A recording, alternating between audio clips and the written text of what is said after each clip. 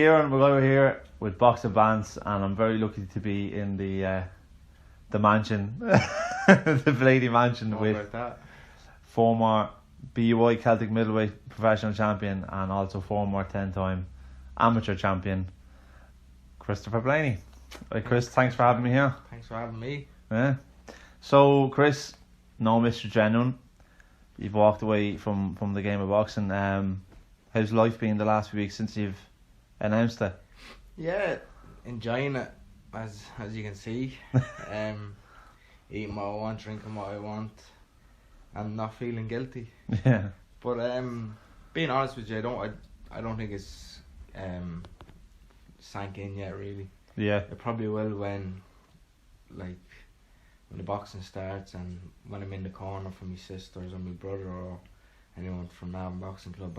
I'd be mad to get in there. Then I'd be like, oh, fuck's sake, shouldn't have done this. But as I said, I've walked away 29 healthy, and it was my decision, and no doctor or nobody else telling me I had to. So I'm happy with the decision so far anyway. But we'll see what happens. You wanted to retire from boxing, not boxing to retire you. Yeah, I always said I wanted to retire when I was 30. 20, I'm 21 years now. I think I started when I was 8, and as I said, getting punched in the head for 20 years is long enough for any man, I think. But yeah, I'm happy to be walking away with it, my head high, and being in entertaining fights, and yeah, happy with that. Does it feel kind of like more so at the moment you feel like you've just had a long layoff between fights? Is that what it feels like at the moment? Yeah, because it's been over a year since my last fight, and the way I was looking at it back in June, July, when I was supposed to be fighting Craig again in the rematch, when is it going to happen? How long am I going to be out for? I know Craig's out as well, and Craig's older than me, but it's just I think the decision just came then, like what am I training for? When am I going to be fighting? Is it going to be another year? As you see, the seniors have already been postponed again, and they were supposed to be in January. How long is it going to go on for? If this vaccine doesn't work or whatever, will it be next year? Will it be the year after? So instead of waiting until I was 29 and a half, nearly 30, and then retiring, like training for 2 years for nothing is a waste of time really. And then, as I said, you're not going to get a mortgage from having a few pounds fighting. You need a proper job, you need proper savings, you need all that. So just it was time to grow up, I think.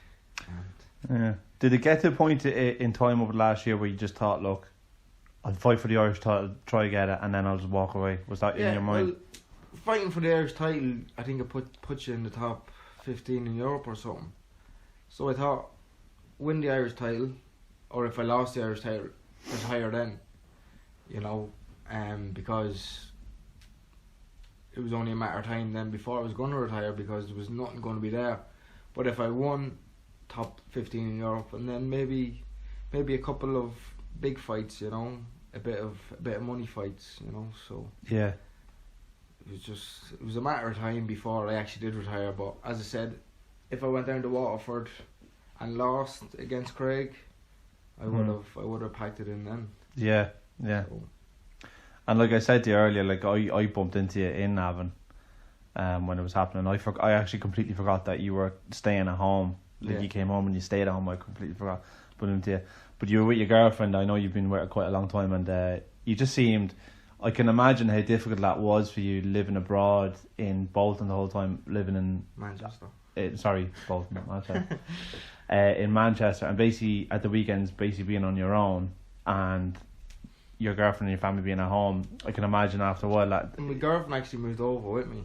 Did she? Yeah. So it wasn't too bad. Yeah, she's been beside me the whole time. Through the good and the bad, I suppose. I feel sorry for her when you're losing weight, and because she can't eat anything nice because I can't. so that was one of the things. But yeah, she's been great. She's done everything with me. We moved back. We're going to be building a log cabin out the back, saving for a mortgage, and I said boxing has done everything for me my whole life, but it was just the mortgage and growing up and looking in the next 10 years where am I going to be. So that was the nail in the coffin, I suppose. It's growing up is exciting and scary at the same time. You know, it's hard to justify this age when, you know, you're telling your friends. I'm telling my friends like, oh, I won't be around for the next month, but I'll be out, which is next month. Like, why? Oh, I'm saving for a cow car. Like, yeah. Oh no, I got a loan there a couple of weeks ago just to start off, and I just say, where's the money gone? Fucking concrete and shit. Who's gonna see concrete? Do we actually need concrete? Stupid stuff. You don't understand like how much shit costs when you're building. Especially in this country. Especially in this country. So your early kind of life boxing, I presume like your family is essentially a boxing family. Like your dad was your coach. When was it that you kind of first kind of walked into the gym? Oh God, I was 8 years of age.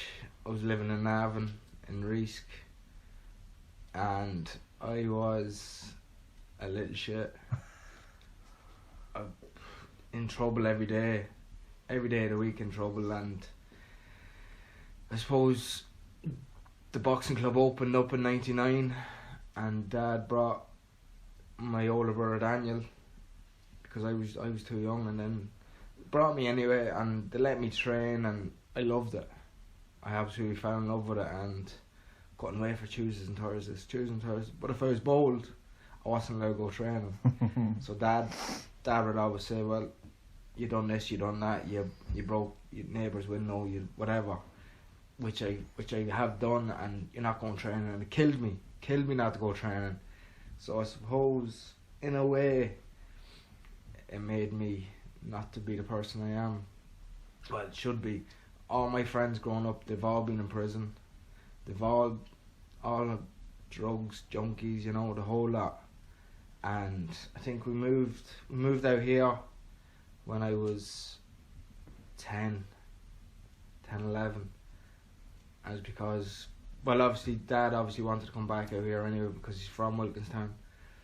But the main reason I think was because of me, because I was just a little prick. Because you couldn't obviously out here. We're in Navan, but we're kind of on the outskirts of the countryside. Yeah. So you can't just walk out the front door and walk down the street and meet up with your mates. Like, no, like literally there's about 50 people around here. Yeah. And the only time your dad's going to drive you down the road was for boxing. Yeah, that was it. If I was good.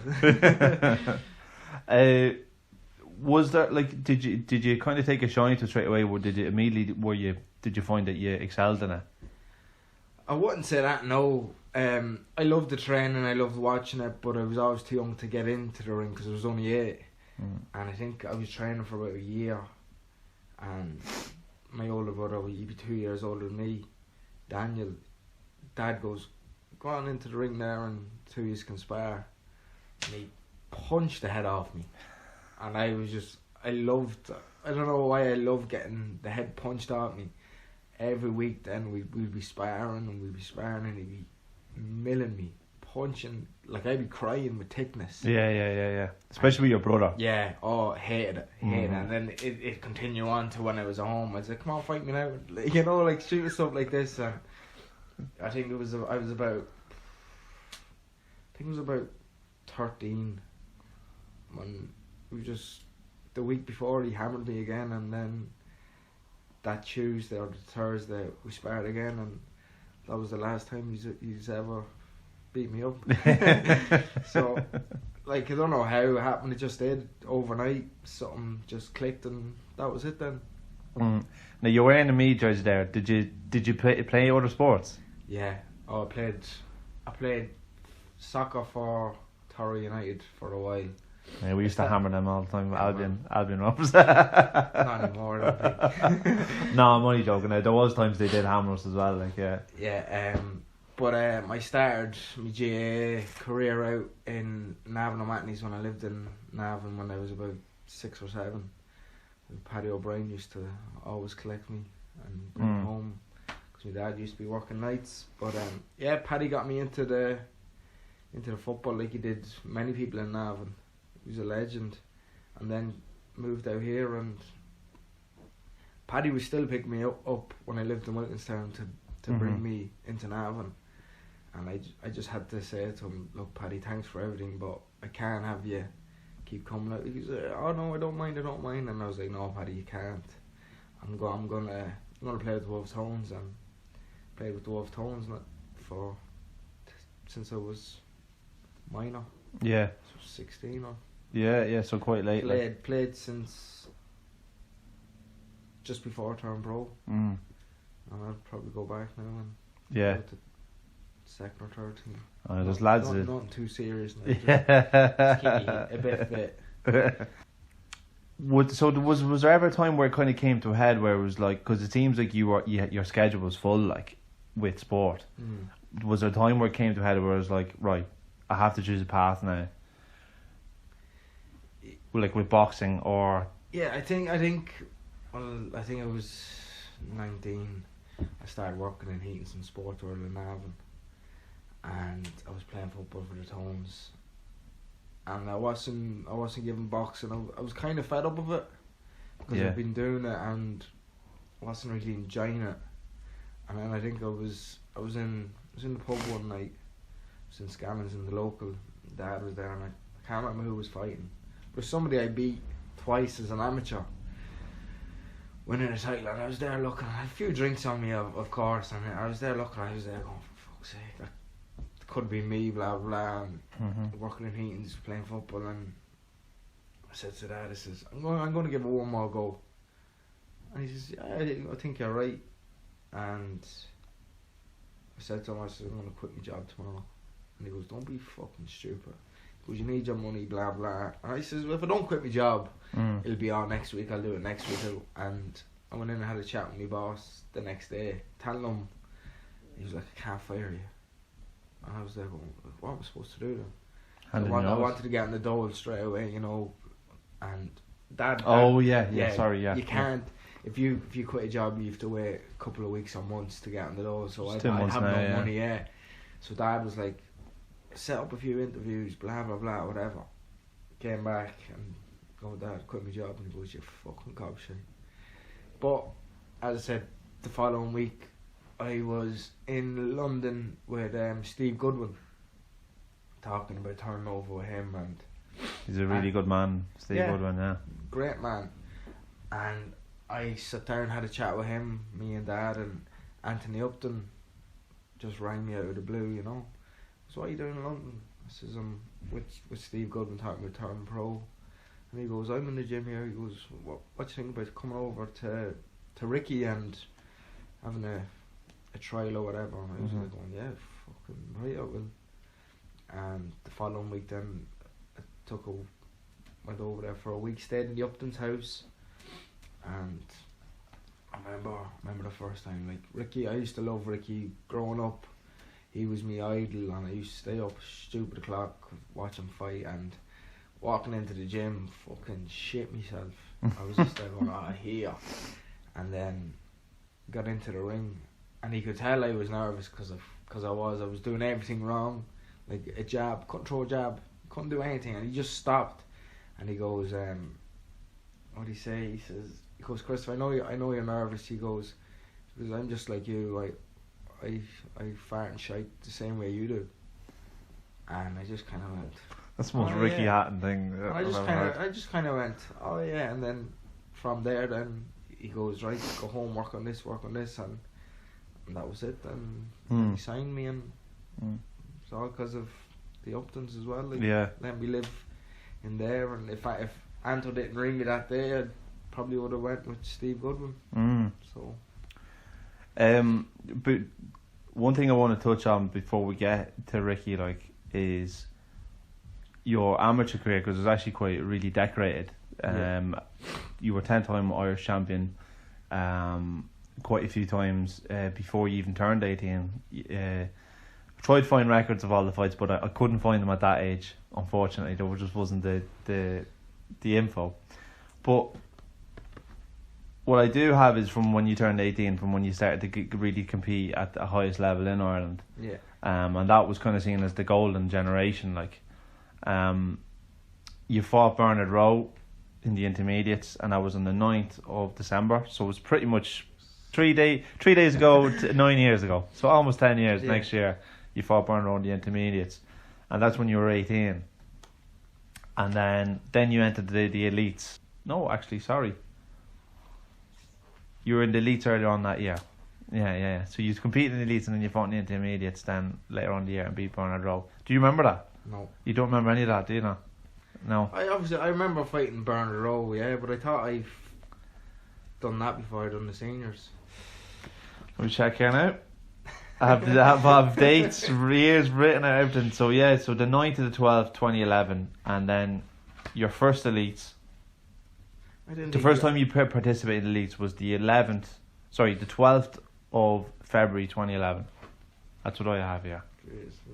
Yeah, and your first fight was against Andy Jennings, who you beat. Yeah, do you remember that fight well? Yeah. I wouldn't say I remember well. I just remember if I fought Andy because obviously he promoted Red Corner.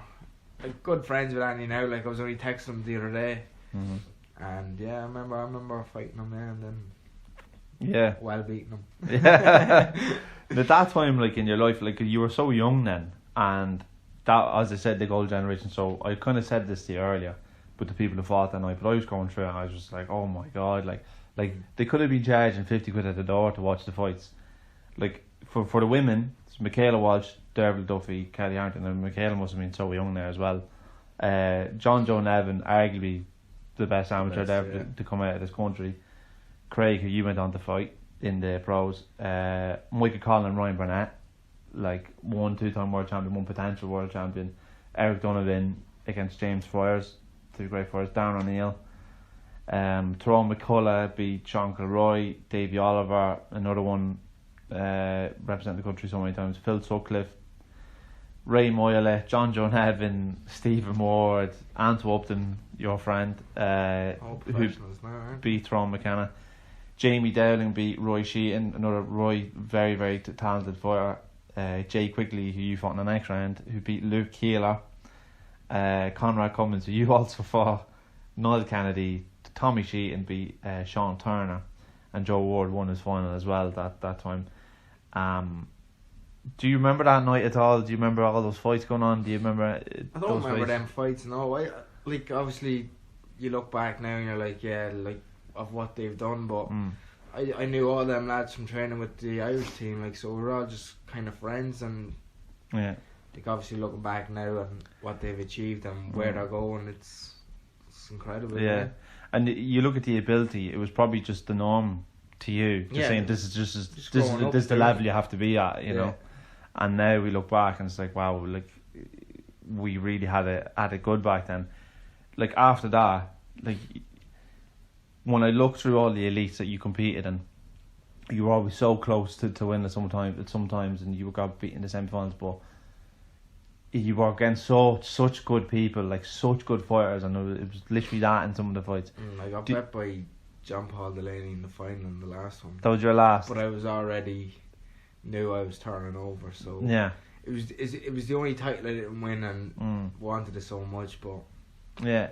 Well, I'll go through some of them here if you want me to now, but all losses. Oh, not all losses now.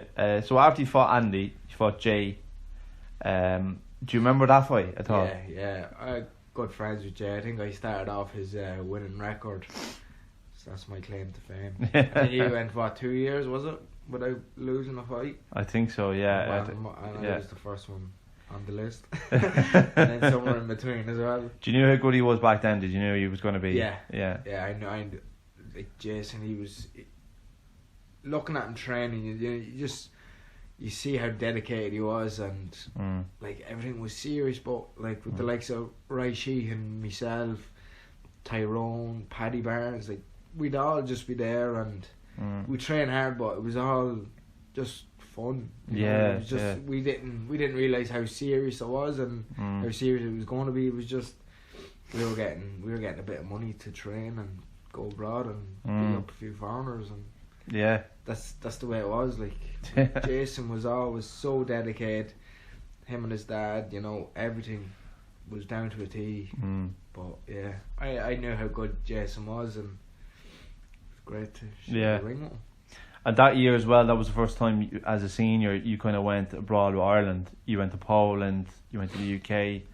I think you went to Azerbaijan that year as well in 2011. There loads of times. Do you remember that year, like going abroad with Ireland and? I remember. I remember Azerbaijan. I think I was there 3 or 4 times.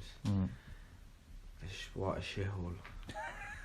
But yeah, Azerbaijan. Remember that? I think I got a bronze medal or something like that, or silver. You probably look back though and kind of think, I was also lucky as well. Like there's something about, like, you know, amateurs, when you're pro, they look back and go, look, I was eating cold rice in Finland, but when I look back, I would have never went to that place. No, like I've been in so many places. You're thinking, oh yeah. When you hear about going to Bulgaria, you think, oh yeah, I'm going to a beach, and no, we're fucking literally put down a shitty alleyway that looks like a dog wouldn't sleep there. Yeah. Well, I remember going to Poland. It was like a concentration camp. Yeah. We were like in this block, and there was a Russian team over there. There was, I don't know what other team over there. Like it was all just, and it was just mental.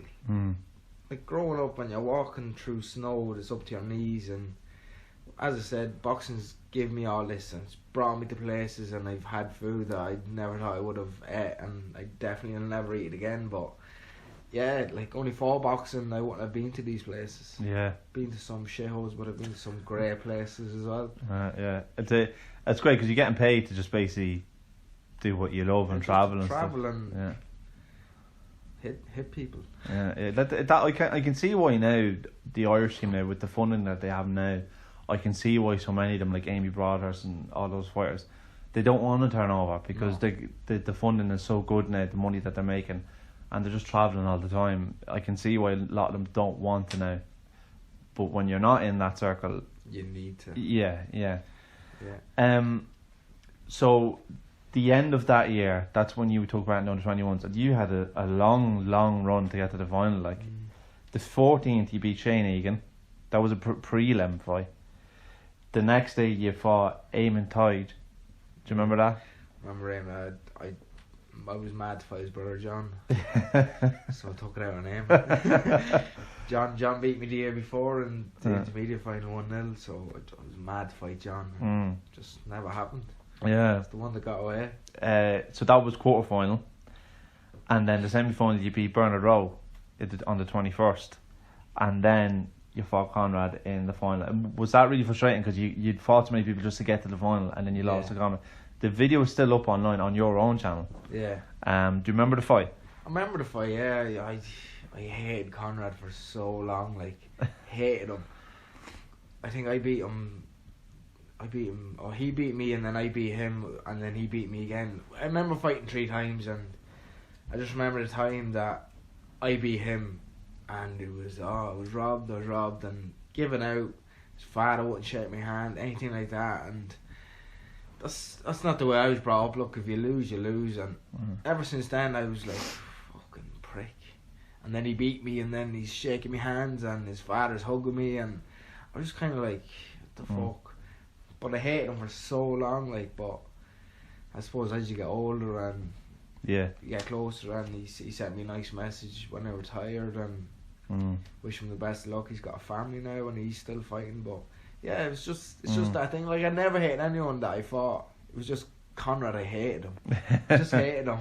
Sorry, Conrad, but I hated him. I just wanted to fight him, and but look. It's a good way of getting under people's skin, and that was common with a lot of people in that golden generation. Like you look at Darren Sutherland were fighting at Darren O'Neill, and Darren Sutherland and James DeGale hated each other. Well, Darren didn't really hate him. James hated him.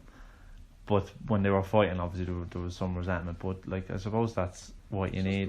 Luke is the same. Luke told me, he said Conrad really got under his skin when he beat him. I think Conrad got under everyone's skin. Yeah. Even Darren O'Neill. I remember in the seniors, like I think I could have been just beaten or whatever, and I think it was the semi final, them 2 fought, or the final, and I remember just sitting there beside Chris Phelan one of my good friends, one of my best friends, and that's from amateur boxing from Kildare. Like, and I was sitting there, and I remember Darren O'Neill dropped him. I just out of nowhere, I jumped up, yes, like just shouting, and then I kind of stand there, and everyone was looking at me, and I was like, shit. But yeah, it's just the way it is. Yeah, I think he got on under a lot of people's skin. Like Luke, I remember Luke saying that he wouldn't have actually rematched him because he beat him when he got the belt, and he was like, right, I want to go ahead now. But then Conrad came in and said, oh, he won the lottery that night, and he was like, yeah. He knows what to say. Yeah. He's like, I want to show that it was not luck that night, you know. So just things like that, you know. But the next year, then you fought Jay in 2013 Elites again, Jay Quigley, and I think that was I don't think there was as many in that year that were in the hat. I think it was a semi-final. And you lost that. I don't know if you remember that fight in particular. I can't remember most fights, but Jason now, it's no shame to losing to him. Like, he's unbelievable. 2014, I don't seem to find any record. But did you take a break from boxing at that time? No, you were still taken away, but maybe you just didn't enter it that year, did you? Because in the elite you're not in the list, so maybe you did take a break. Maybe it could have been away. I don't know actually. I thought I did. Maybe I'm wrong now. I just couldn't see it now. I think every year I entered it. But look, if it's not on Google, it must be. So 2015, so the very start, so the 9th of January, you fought a young Tony Brown at light heavyweight. Do you remember that in the quarters when you beat him? What was you like back then? I tell you the truth, I used to be sparring him, so I knew everything about him. I used to go up and help him out, and I was just, as I said, I was working and I was playing football and I was lazy. I should have never been 81 kilos, but I just knew how to beat him and frustrate him, and that's how I beat him. Then you fought in the semi-final, you lost to Roy Sheehan. You remember that fight? Yeah. So close. Very close. Yeah, I looked at some of it was I think 3 judges had it his way and 2 had your way. I think or something like that. I remember saying it, like 2 of us stood next night. Me and Ray are great friends, and he goes. Oh, Ray Sheehan, sorry, yeah. Oh. He goes, I don't know. He goes, great fight. Don't know who won it. And then even after he goes, I actually thought it could have went your way. And Dom said it to me as well in the corner and after the fight, but it's the way it goes, you know. And your last registered time in the elite, so at the very end of that year, so you know, obviously sometimes they have to have it. Yeah. Before the qualifiers and all that. So that time, so you fought Sean McGlinty, who's also retired, in the semi-finals. Yeah. I don't know if you remember that fight at all. He beat JP Blaney in the Ulsters, and then JP beat me in the final. Literally about a week later. A week later you lost to JP. Yeah. Do you already knew at that time you were turning over? I knew, and the papers knew somehow. I remember weighing in that morning for it, and it was all over the Star or the Sun or something, and it kind of annoyed me because I wasn't going to tell anybody. But I kind of think the judges kind of said, "Oh, sure, look, he's moving on. Why would we give it to him? You know?" But I think that's the way it goes, and just. Such as the politics. It's just the one, it's the one title that I really wanted, and it's the only title that I haven't won since I was 11 years of age. Yeah. Do you look back at that time? You look at the talent that was in it. Like, I'm after telling you all the fights you had there, and you look at the people that you lost it. Like, they were just so. People always talk about Roy Sheehan. Is it Ray Sheehan? Ray Sheehan. People say, "Oh, he was one of the most talented around," and then it's just Jay. Well, no, Jay was actually the most talented. Or it's so many good fighters. Do you look back at that? Do you either think to yourself, I was so lucky to be part of that, or do you look back with a little bit of bitterness going, if I was any other generation I would have won so many elites? I think the fact that you competed nice if at them that lads level weren't there. But I think them lads made me the fighter who I was, because I had to train harder and I had to be on my game, and sometimes I wasn't, sometimes I was. As I said, I think the best I fought is definitely Jason and Ray. I remember I think it was this. It was my first. I only entered one Leinster senior in the ringside, and I was out the night before a minute. Because I didn't think anyone weighed in because nobody weighs in. And next thing my dad rings me. I'm in the SU bar, like the student bar, drinking away. Like. He's like, where are you? I says, I'm in Minute. And he goes, you're fighting tomorrow, you know that? I started laughing. And he goes, I'm serious. He goes, you're fighting Raisheen tomorrow. And I was like, fuck off.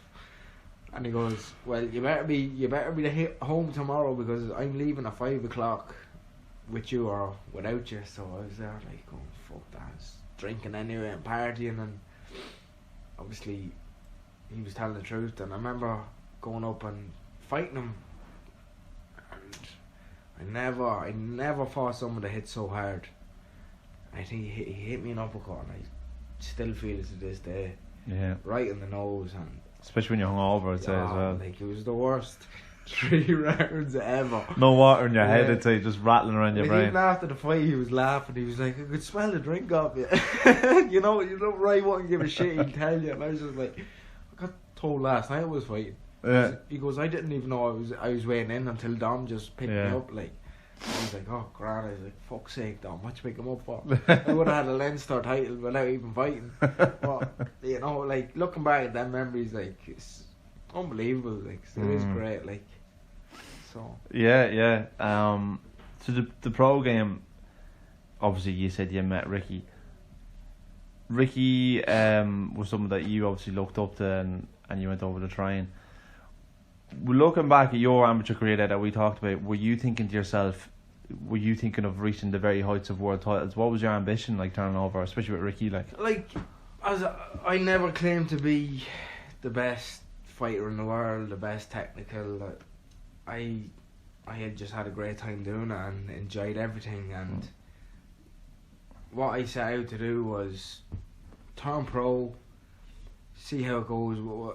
If I win, I win. If I lose, I lose. Just so I wouldn't regret it. So I wouldn't be sitting in the bar saying, "Oh, I should have done this. I should have done that." I gave it a whack. I entertained a lot of people, and all I really wanted was the Irish title, and it just wasn't to be. Mm-hmm. But as I said, like, I never claimed to be the best, but I definitely think I was Irish. I should have won the Irish title. I should have got a fight before it. But then obviously I was out injured with my eye. Entered that last man standing. I was supposed to fight for an Irish title that night instead, but that fell through. So they said, "Look, do you want to go into this?" I said, "Oh fuck it." Instead of fighting, right. Well, instead of fighting a journeyman, I said, "Fuck it, I'll go in and fight. Why not?" Yeah. Prize money sounded good. Yeah. Well, Ricky, like, he wasn't necessarily, like, he was a brilliant trainer. He always looked after his fighters, but obviously he wasn't a promoter necessarily. He did have shows, but so he kind of put you on a lot of different shows in your first year. So your first show was the 25th of June 2016. That was actually my 25th birthday. It was in Dublin. That was actually the same night as AJ in Brazil. And you fought 7 times in your first year. You fought so many times. You were on the road everywhere. You fought in John Peg shows, everything. And did Ricky transfer you really quickly over to the pro style and stuff like that? Did you enjoy it? No, it was like, he used to be giving out to me, stop bouncing around, you're going to lose energy, blah blah, and do this. And I used to always be working on that. But as I said, them 7 fights, like, I remember one day, I think I had a fight, came off after a week of drinking, a week off, just drink, so I could be fed up with it, so I could train then be off for 7 weeks or whatever. And came in on the Monday, and somebody pulled out of a fight on the Saturday, and Ricky goes, "There's a fight in Birmingham on Saturday if you want it." And I was like, "Yeah, alright." So I wouldn't have to go back into hard training. It was an easy week then. So obviously your last week is an easy week because you're putting it. So it wasn't. I remember Blaney, the other coach, he was just like, "You've had more easy weeks than you have hard weeks." And like, he'd always laugh. But he's like, "You just come in and there's a fight there. Like, you just take it."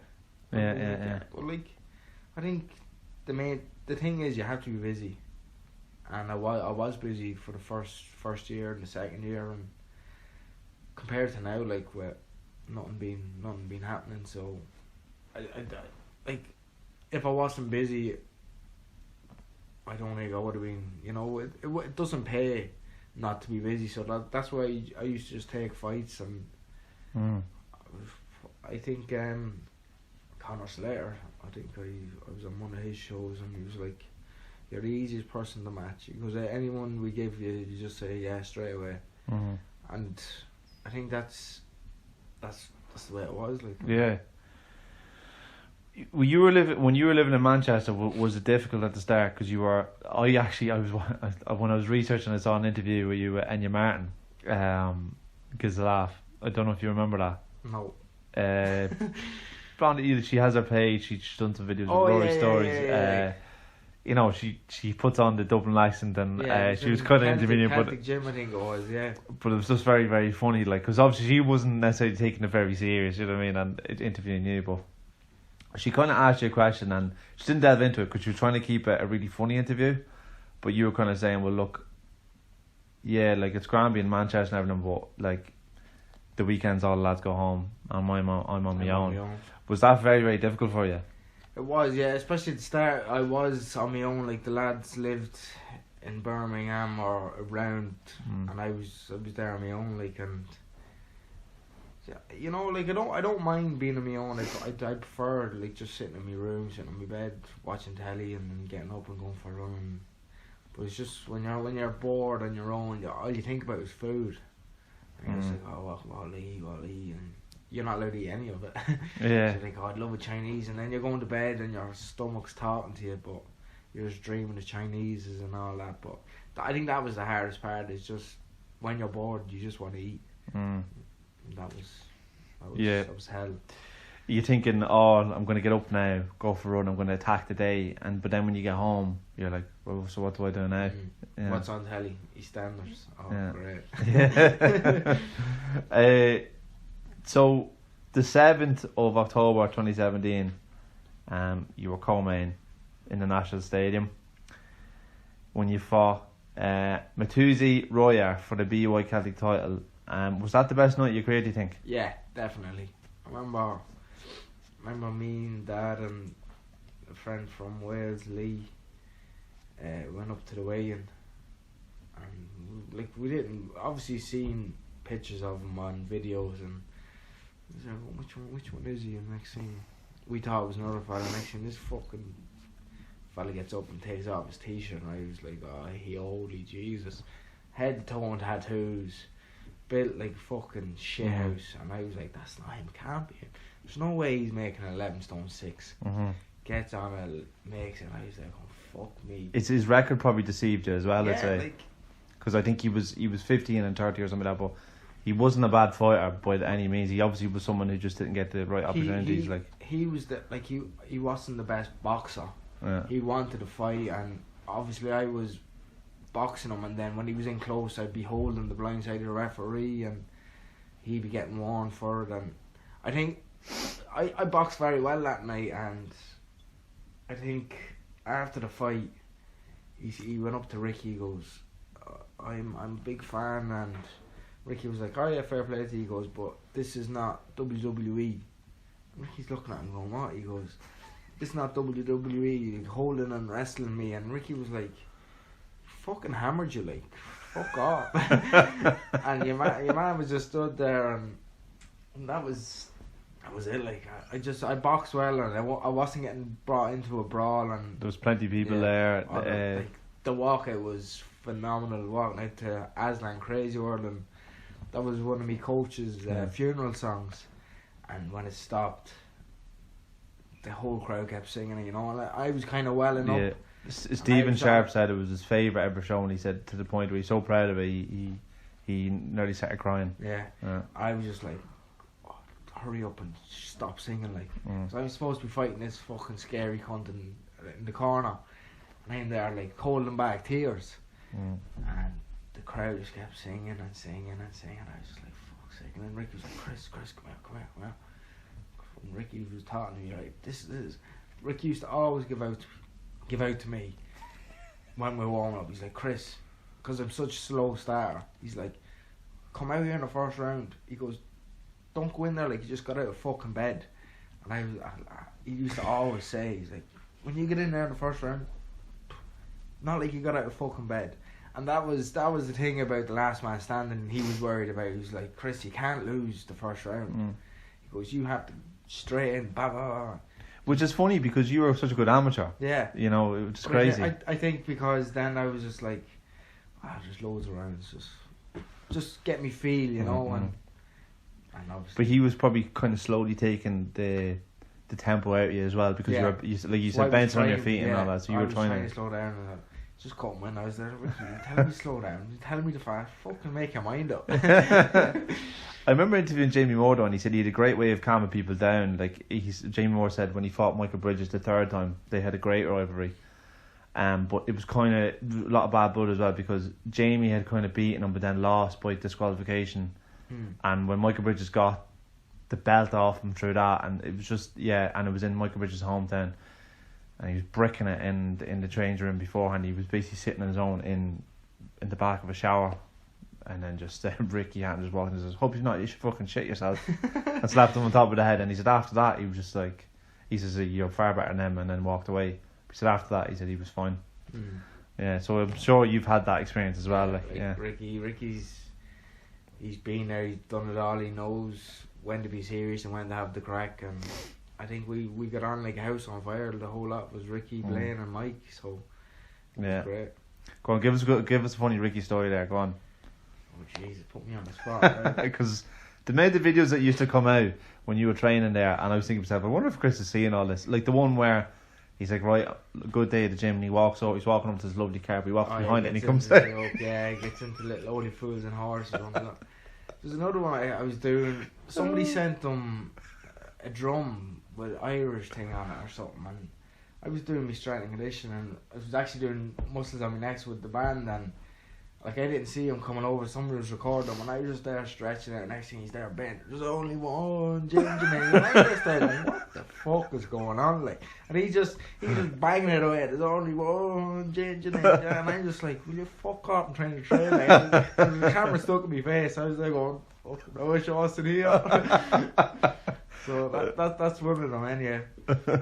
He like even some of his videos when he's going for a run and he's recording himself running. And then he just goes in the gym, please, a quick Korean chip there, please.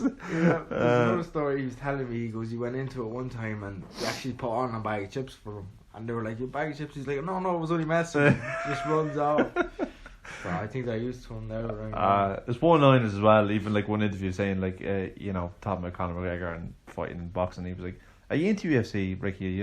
No, I'd rather KFC. Yeah. Stuff like that, like, but... Yeah, so the last man standing, that was something like historic in the country, like, because we'd never really had anything like that, and someone had like people actually come over and invested money into the competition in Ireland, and you fought Owen Joburn first, and you actually ended up fighting him again after that, and then you lost to Jack Cullen in the final. What was that night like? You know what? It was tough. Not that because I lost. It was the weather. It was the long journey getting home. It was the walk from the race course to get home to then the next morning walking back there for to get my lift to Dublin to weigh in, and then when you weigh in you're back to the hotel in the middle of nowhere and they've got no food and it was pizza. That's all they had was frozen pizza, and you couldn't go anywhere, so you're like, obviously you can't do anything about it. But then fighting Joburn, I remember coming out and my eardrum was sore, and I was telling Mike and Ricky, and they were looking in and they were like, you alright? And I was like, yeah, I'm grand, like, but it was buzzing in my ear, like I couldn't really hear much, but I got on with it anyway and came out against... Every judge had you in every single round. Yeah. 3 judges had you in every single round. And then obviously fighting Jack, the week before that I was sparring Jack. He didn't know he was going into it. It was just it was a last minute thing. Me and Jack, good friends, and I think I won the first round, and then the second round I got dropped, And I just remember sitting on the floor, looking over at Ricky, and Ricky's like, "You okay?" And I was just smiling, like knowing I've lost now because it's only a 3-round fight. So I remember getting back and going back to the studio, going into the third round, and Ricky's like, "You alright?" I was like, "Yeah, I'm grand. Like, I was fine." And I think the third round, 2 judges had me up, and 1 judge had me down. But if that other judge had me up, it would have been a draw. And Mickey Van was the one that was doing the draws. It was his final decision. And I remember going back after the third round, and Ricky's like, "Put your fucking chin up. Put your chin up. You won that last round."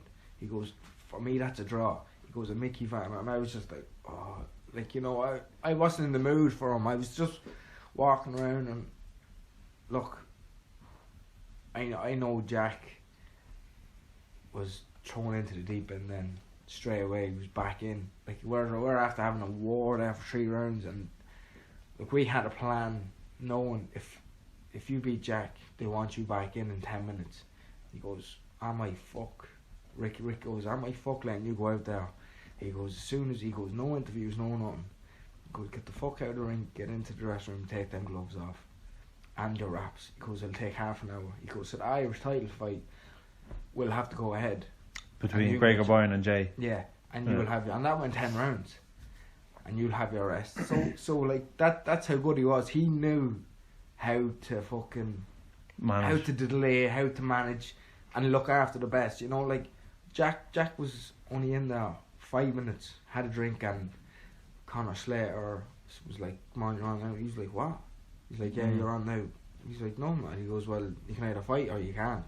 Like, straight away, like, he was in having an interview in the middle of the ring, like, and Ricky was like, before he goes, "When you win, don't go near the interview." He goes, "Just get the fuck out. We'll get the scissors, cut the rope, cut the gloves open, and cut your bandages." He goes, 15-20 minutes wrapping your bandages. If they want to wait for you, they can, but you're getting your rest. And I think that was, I remember like Ricky was always messing, he was always joking. And I remember just sitting there going, he actually knows what he's talking about. You know, so tricks of the trade. Yeah. Kind of like Tony Bellew had a story like that. He said he was fighting in the amateurs, and he dropped this fella. It was for the ABAs, and he thought, "I have him here." Like, he was, eyes were all over the place and stuff. And he did something for the first time. He never saw someone do it, and he just went like this when he was on the ground and snapped the bottom of his head guard. Snapped it there. And Tony Bellew went, "You fucking prick!" Because he knew then he'd go in the corner, he'd have to get it off, get another one in, and then the guy won.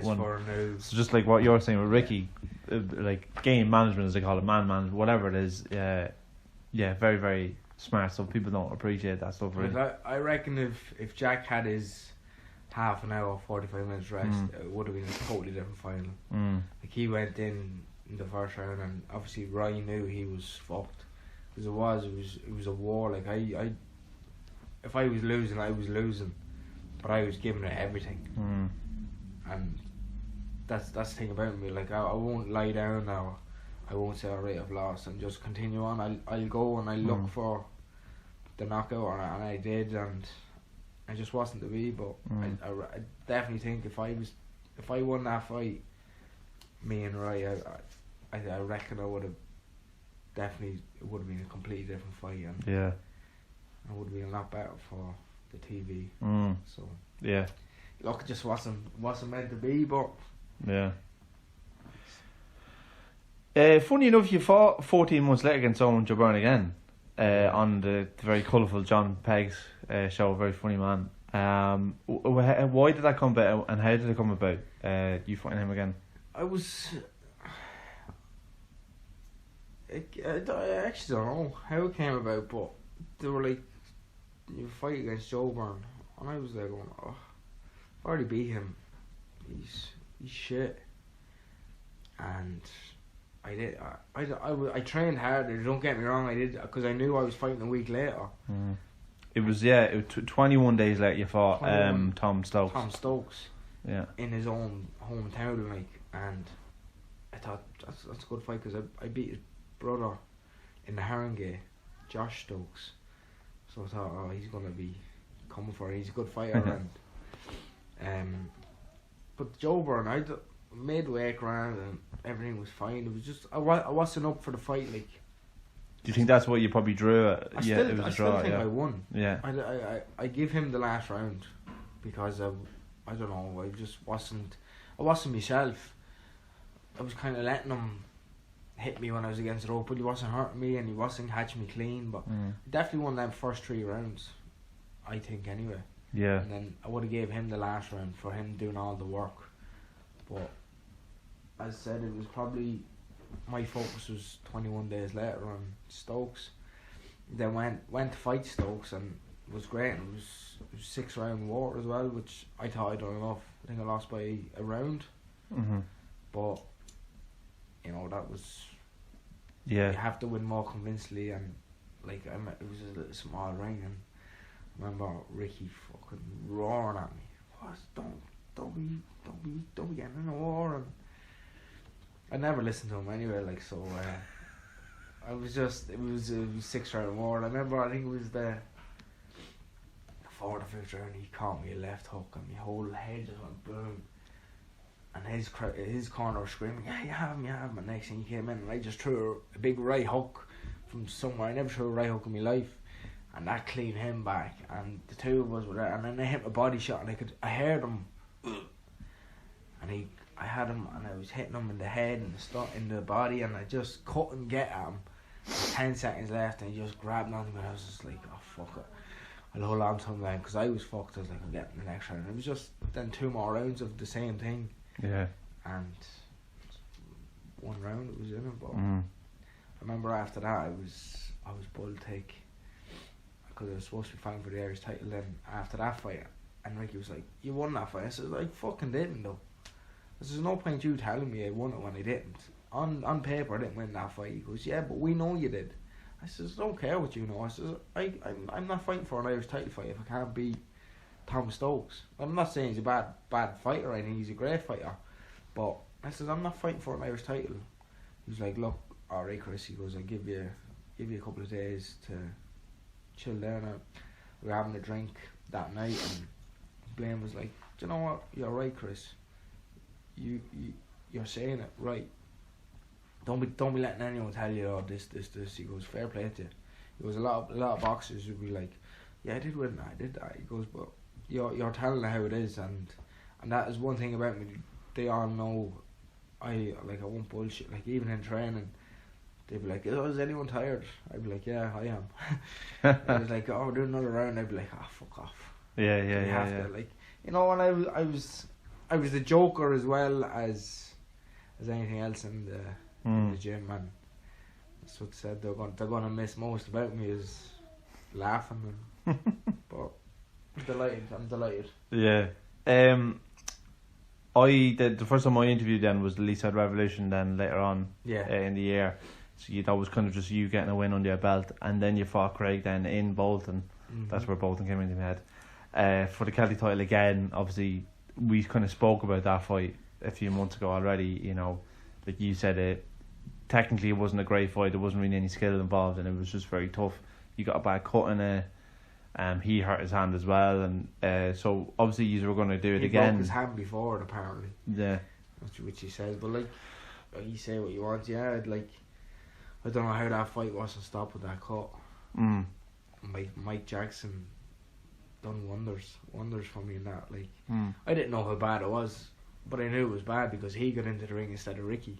Usually he'd work from the side, and even Mike said, he says, "I've never seen it cut so bad." But obviously after it. So obviously you were supposed to fight in the water for Joe, and is it going to go ahead first? I think at the start of the pandemic it was all, we're postponing the show. All the shows were getting postponed because everyone were hoping that it was going to get, and it didn't. And you came to return. What was the conversation like with you and Ricky when you thought you were going to pack it in? I was at home and I sent in a message to Mike, a group chat, Mike, Ricky and Blaney, and just told them what I felt and what my plans were, and like the message I sent them, I tears rolling down my eyes sending the message, and then obviously getting the responses of them was the same. I was like, fuck's sake, come on, like fucking buck up, Chris. You don't need to be. But like, they understood where I was coming from, and they wished me nothing but luck. And a couple of weeks later, then I went over to get me stuff, had a couple of drinks with them, and it was good. Yeah. People that are still kind of saying to me is like, is Chris Reedy retired though? Because I think everyone kind of has this thought mindset. If, let's say, hopefully this year or next year, so to say, things clean up, and then there's a show in Ireland, and next thing there's an Irish title. Would you think you'd ever consider going back and fighting for the Irish title? Or would you rather just be, I'm done. Look, as I said, I'm happy, and it hasn't really sunk in yet. But I suppose I want the Irish title. You know, it's like the elites that I never got. To be an Irish champion. But you don't. Do you think maybe you don't want any regrets? As in, what if you spent so much time out of the ring and then you don't get if you were to go back into it now? Let's say it's a year away. You haven't trained in a year. You feel like you wouldn't be the true Chris Blaney going into the ring. Is that something that? It's a hard question, I suppose. Yeah, like obviously I want the Irish title. If I got 12-14 weeks notice, which I'd probably need just to lose a bit of weight. That's like Ricky every single camp. If I had 12-14 weeks, and if the money, like, I'm not fighting for buttons. If you're gonna pay nuts, you're gonna get monkeys, aren't you? Like I know Craig has been on about fighting with Vlad, and there was shit money. I got offered that fight as well, and it is shit money. Like my fight against Craig in Waterford was shit money, but I took it. I wanted to go down to Waterford. I wanted the rematch with Craig. The money was shit. I got more for fighting in Bolton over, like, for a smaller title and for less rounds. But look, I didn't care about that at the time. I wanted the rematch. I wanted to beat him in his hometown, and I wanted the Irish title. If that opportunity came up again and it was the same kind of shit money, I probably wouldn't take it. But saying that, I probably would as well. You know, look, we just have to see when you'd have to cross the road when's this going to happen. Like, is there going to be fighting next year? Is there not? Are we going to be allowed go to football matches, concerts? They're saying in the summer, we should be, but Ireland domestic level boxing is so dependent on people sitting on seats, and if you can't have the full amount in the ground, then it's like Connor Slater texted me to fight Vlad in Spain and offered me obviously shit money, but he was like, I says I could get that for a 4 round against the journeyman, and he was like, but you have to sell tickets. I says I have a contract with Ricky pays me, and if I sell 14 tickets, I get X amount more. And he was there going, well, we'll fight on your show then. And I was like, we don't have a show. You're the one asking me to fight, and you want me to, like, train for 10 weeks, and then something could happen. I could get COVID, Vlad could get COVID, and then you've invested so much time and money for no money, no fight, no sense. And I know what Craig was on about when Craig got the offer as well, because I text Craig. I said, Craig, how much were you offered? And he texted me back straight away, told me, and I was like going, Jesus, you got offered more than I did. And he was like, it's stupid. And then the next thing, Vlad was coming out with, give you 10 grand or $1,000 a round. To Craig, yeah. And the next 10 grand, if I was there reading it on Irish Boxing, I was there going, will you offer me that? I'll fight you if you offer me that. I'll come back out for 10 grand to fight you, no fucking problem. But I didn't want to stir the pot or anything. I just left the 2 boys at it. But look, if there's 10 grand out there, give me a shout. I'll go in with no training. Because of the time and love you retiring, because you always in your head you were like, right, before I'm 30 I want to pack it in. Did you have any form of an exit strategy in terms of work? Because I know your dad has a business here, and was that in your mind? Like, did you have something that you wanted to do when you walked out? No, Didn't have a thing. No. No. Yeah. Wasn't, like, as I said to you before, like, I needed something to do after it. Like, you need a job, you for a mortgage, you need savings, you need all this. And with boxing, that's the only thing I didn't give you. If you didn't make it big, you didn't make it. You're back from square one. No job, on the dole. You're 30 years of age. Like, it sounds pathetic, really. But look, I have a few things lined up in the new year with jobs and all that, and training. A couple of people are asking me for, am I going to train, do PTs, and look, I might do a night in Navan, see how many, one night a week or whatever.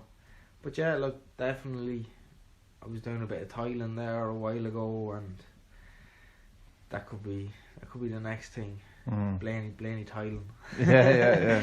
Tiles with the picture of you on it with the Celtic title around your waist like this. Tiling, give me a shout. I know a fella that'll tile him. I'll just hand him tiles. Yeah. Last thing I was gonna kind of ask is, when you look at the generation that you came out of in the amateurs and what they've done in the pros, as in not necessarily what they've just done, but like for instance, Conor Cummins was with MTK, and although he probably didn't achieve what he wanted to, he was still WO European title holder. Jay signed with Golden Boy Promotions. Did you ever look back at that and just go, oh, like, did you ever feel like you were as good as them and thought, like, oh, why didn't I get those opportunities? Because obviously Ricky was great for you, but he wasn't a bit massive promotional outfit like a Matchroom or whatever. Yeah. Well, yeah, I suppose, like, but if you make enough noise, people will start recognising you. Like, I could have called out Conrad, could have called out Luke. I don't like calling out fighters. Like, me and Luke had a fight in the amateurs. Like, I beat him. I could have been saying, oh yeah, I'll fight you and we'll have, and I could have got my name out there on a big show on TV. But like, Luke's such a nice person and a great friend. Like, I wouldn't want to disrespect him like that. If he wanted to fight me, and yeah, great be it, but I'm not going to be saying, oh yeah, Luke, I beat you and this you need to fight me, But like, as we were talking about earlier, Jono and Deco, like, what they were doing, it was great. But like, as I said, I was good friends with Luke, and I wouldn't disrespect anyone like that. He's after winning a title, and fair dues to him. Yeah. As much as I hated Conrad, I wouldn't do that to him either. But look, that's just the way I am. Yeah. Maybe I should have. Yeah, but I listened to a podcast last night. Bob Arm was talking on it with Macklin, and they were saying, would you not tell fighters more to kind of sell themselves? But he said, yeah, but you just can't force it from people. You can't expect them to force it when it's just not in their nature, So it's just who you are, So yeah, I think that's really it. We've got a good hour done there, but I've a couple of things I was going to say to you. So, Graham McCormick wants to say, like, well done your career and everything, and the best for the future. Eunice from your gym, that's his name? Is that right? He said, what was found in your bin the week before? Oh God, Blaine, you prick. But as I said, yeah. I was like, can I ask Chris this or that? Because I didn't know the answer. I was like, am I going to touch a nerve here or what? No, yeah. That's what. As I said to you, I don't piss about, and I'll tell everyone the truth. And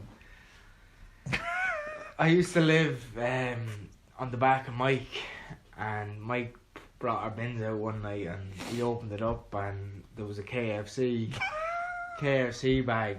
So we waited till everyone was in the gym, and we were all warming up, all the boxers and all, and he waited till Rick and all was in, and we were all around the ring shadow boxing, and Mike, this big announcement, who was eating KFC last night? And everybody just kind of stopped, and I could feel my face getting redder and redder, and I was just like, And Mike thought it was especially with our skin tone. Yeah, Mike thought it was Sam, because Sam was always having trouble with making weight. Yeah. And I was just like, yeah, that's mine. And even kind of Mike was a bit surprised. He was like, what? And Ricky was there going, what? I was like, yeah, the KFC last night. So That's one of them stories. Cheers, Blaine. But yeah, look, I really actually enjoyed that. All the research was well worth it, and yeah, so Thanks for coming out. Yeah. Well, look, it's only 10 minutes away. Like, for anyone that's thinking, oh, he left the county and he went to his house, it's like, no, he's 10 minutes down the road. Living in Avon. Yeah, I'm a adopted Mead man at the moment, so yeah. Do you want to put this on? No. My friend's distracting Gadishkos for seeing him, and he tells no one that he works for him. Like, right. Well, thanks for having me in your house. Thank you, Kieran.